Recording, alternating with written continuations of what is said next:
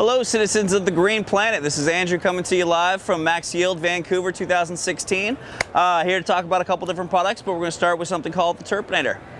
Terpinator's been out for a couple years, so I'm sure quite a few of you are familiar with it at this point. Essentially it's a product out there. What it does is it's going to increase the amount of terpenes that your plants produce.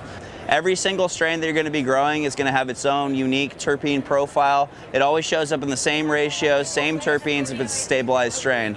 But the big thing about this is going to actually increase the amount. They're not going to produce any extra terpenes. It's not going to mess with the ratios. It's just going to increase them. Terpenes are responsible for all smells, all flavors. They're also the precursors towards the active compounds we're looking for in our plants.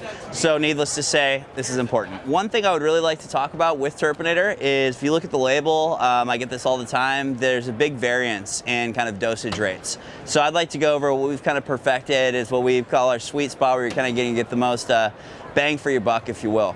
So on here it says to run it all the way through veg. If you run it for about 10 days before you flip into flower, what you're doing is you're basically working into the plant's cellular system, and so when you work it into the system, it's going to be there available for your plants as you flip into flower. What we found is it physically produces more gland sites.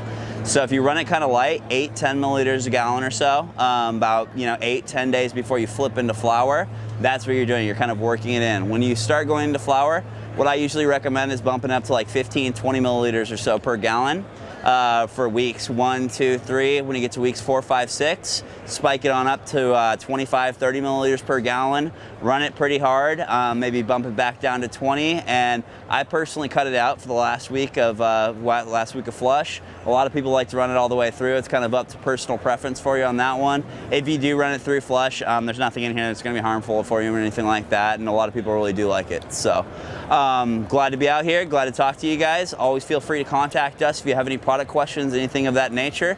And thanks for your time, guys. I really appreciate it.